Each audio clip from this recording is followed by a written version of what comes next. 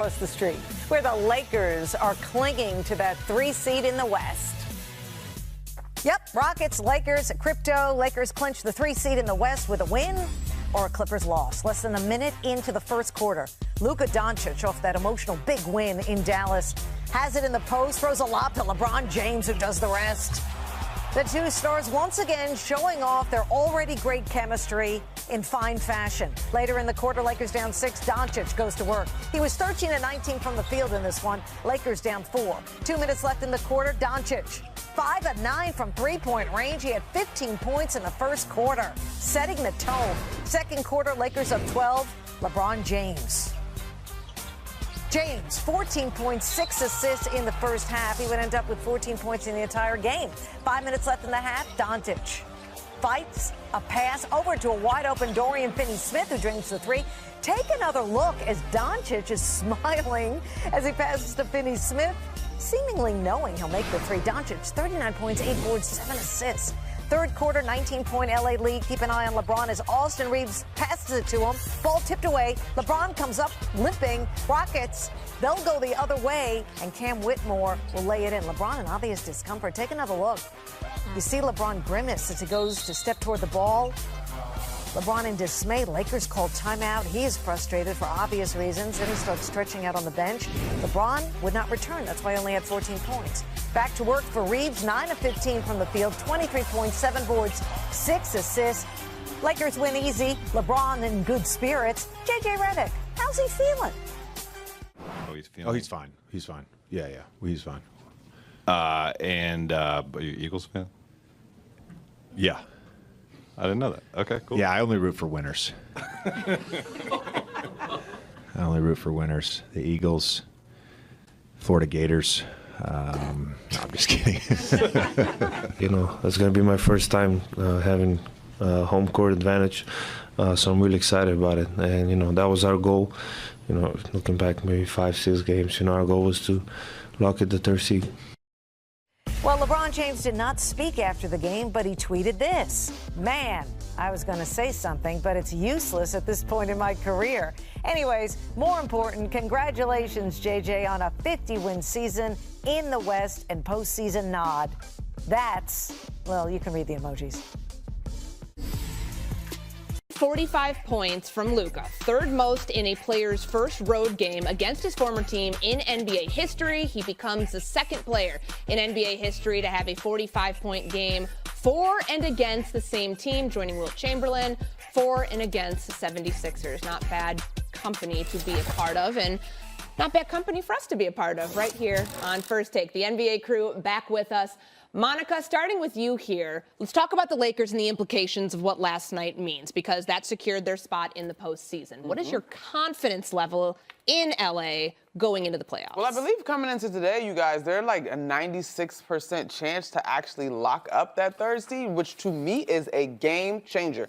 You accomplish a couple of things by holding on to that seed. Home court, obviously, you avoid Oklahoma City Thunder until potentially the conference finals if you can get there. And so I think when you look at the matchups, this year's matchups and seedings matter, I don't know, as much as they ever have. And so I think the Lakers are exactly where they would want to be as this thing is coming down the stretch.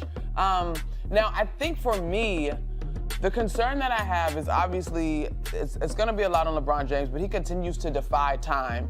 They still, to me, have a little bit of a size thing that you're concerned about, and I just wonder about the nature of the series, of a series in terms of the style that they're going to have to play. But as far as handling their business to lock up the best position seeding-wise, they've done that. And so do I think that LeBron James has enough in the tank to carry this team to a championship run? I still think Oklahoma City is legitimately the best team in the Western Conference, and I don't think anything about their regular season is limited to the regular season.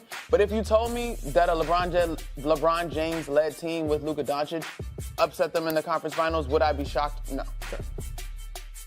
Yeah, I'm with Monica here on the fact that this is about matchups and volatility in the West. This thing right now, the way the standings are breaking right for the Lakers and the way these matchups look like. If I'm the Lakers and I'm picking two teams I want to play in the first round, I would say first I would want to play Memphis, who's already right there in the 6th.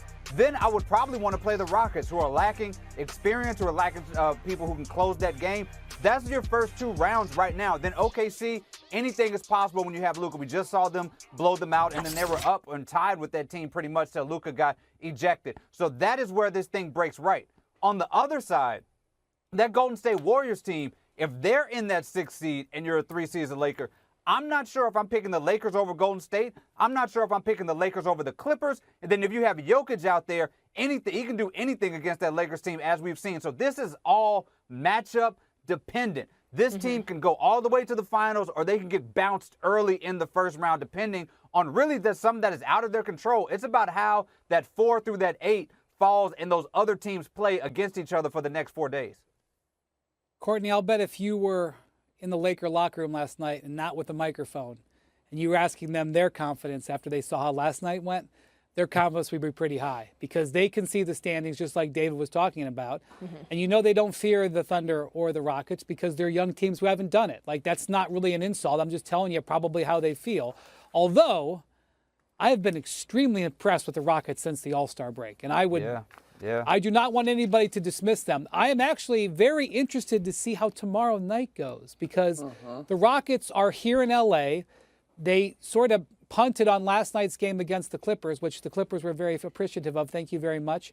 I would suspect that they're going to play their full team tomorrow. Ime Udoka does not mess around, and see how they play against the Lakers. The Lakers need the win to secure that 3 seed. You're right. They're in good shape for it, but they could secure the 3 seed. They were just here in L.A. like 10 days ago, and the Lakers beat them.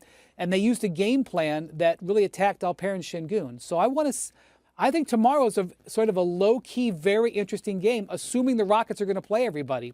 Now, when you look at the Lakers' chances, when I talk to scouts, here's what they say about the Lakers. There's 2 things that they say about them that I think are most relevant. Number 1, J.J. Redick has used playoff game plans down the stretch of the season to get things done defensively. And what I mean by that is, like last night, for example, they had a problem last night. The Mavericks are huge, and Anthony Davis is in the center. And how are they going to guard Anthony Davis when they're really only playing Jackson Hayes as a part-time center, and then you're playing like Luka Doncic and LeBron and Dorian Finney-Smith and Rui Hachimura at center? So what they did last night was they double-teamed the heck out of Anthony Davis, and they ignored other people on the court. That's sort of situational matchup game plans that you would prepare against playoff opponents. JJ has done this throughout since the Luka trade, and they've had some success with it. Part of the reason that they've had great defensive success at times this year is through sort of these unconventional game plans.